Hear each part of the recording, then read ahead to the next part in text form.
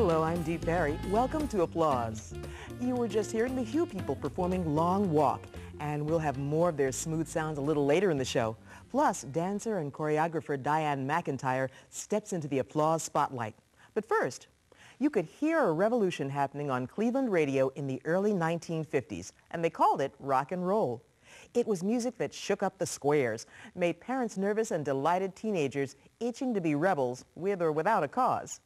Joining me now to recall those glory days is a man who's been writing about rock for more than 30 years and who's just published a book called Cleveland Rock and Roll Memories. Carlo Wolff, welcome. Thanks, Dee. It's great to be here. Well, Alan Freed gets credit for coining that term, rock and roll, but it's a phrase that was around for a while before it got branded to the music. Right. Hank LaConte, the founder of the Agora, talks about how he used to hear it when he delivered records to jukeboxes in bars in the late 40s, and it was a sexual term, and it was very common. Yeah.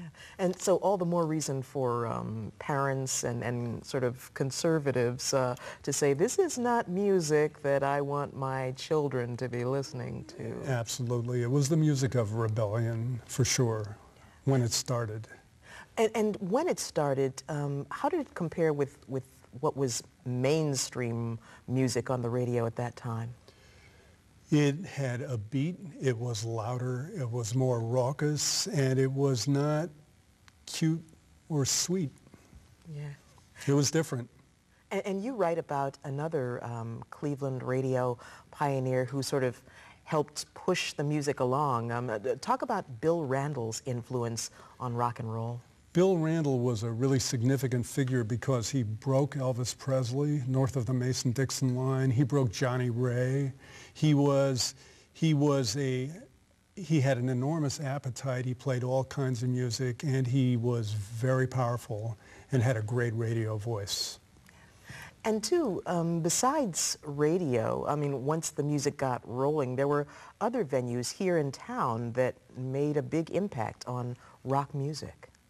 Well, in the 60s, there were a lot of teen clubs, and there were armories. There was the whole hullabaloo circuit here. And then in the late 60s, the Agora came to dominate Hank LaConte's chain of clubs. And the Belkins came to be very powerful promoters, booking all the major venues around town, other than the clubs. And in terms of radio, again, how did that work part and parcel with what was going on in the rest of the community? I mean, were there stations that sort of took the lead in pushing the music forward? Well, the 60s were the heyday of Top 40, and you had stations like WJW, WHK, and particularly WVIZ, which was the MMS of its day in the 60s. It was a Top 40 AM powerhouse, and a lot of people came out of there, like Norman Wayne and Larry Morrow was on there. And also, you can't downplay CKLW out of Windsor, Ontario, which had a huge Detroit influence on Cleveland. Eventually, they all kind of came to a head in the 70s with MMS. Yeah. How did MMS and FM radio in general sort of change the way you heard the music? MMS and FM radio in general, including the MS's key predecessor, WNCR, changed the way you heard music by focusing on longer cuts. The single began to fade, the album cut took over, and it was the heyday of progressive rock and a lot of musical experimentation, which was reflected in how people broadcast it. Did the artists, according to the research that you did the artists see Cleveland as a hotbed of activity in those glory days?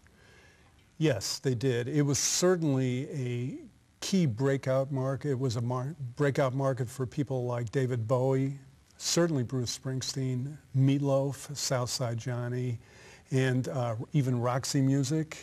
And it's because it had a very powerful club venue in the Agora where MMS broadcast live and MMS itself. So yes, it was a must stop. It was a key city. Yeah, that was a powerful partnership between It the was. Agora and WMMS. Right. And too, I think of the title of your book, which has that subtitle, the Glory Days, which sort of hints to me that you think the most influential days of rock have passed. Is that the case? I would say that. I think rock and roll is a really mature medium right now. It's not kids, well, it's kids' music. My kids listen to it, but it's not the rock and roll I used to listen to when I was a kid. But it's been around now over 50 years, 60 years, really. So it's middle-aged. Yes, it is. It's middle-aged. I'm not saying it's over the hill, but it's middle-aged. It's only because we're in our... I'm not going to go there. But a lot of research, it seems, was done for this book, which indicates also that it's still a passion for you. Writing the book and talking to all the people I talked to helped me rediscover my appetite for rock and roll. I'm beginning to like it again. You know, I'm even beginning to want to play vinyl records. You still own some? I own a couple of hundred. I used to own 7,000. That's great But fun. I kept some choice ones. Yeah. Well, it was really fun remembering those things, looking at the book, and thank you for sharing it with us. Anytime. Thanks, Dee. That's great. Carlo Wolff's newly released book is called Cleveland Rock and Roll Memories, True and Tall Tales of the Glory Days. It's published by Gray & Company, and if you'd like to find out more about Carlo and the book, you can log on to the Applause website online at WVIZ.org.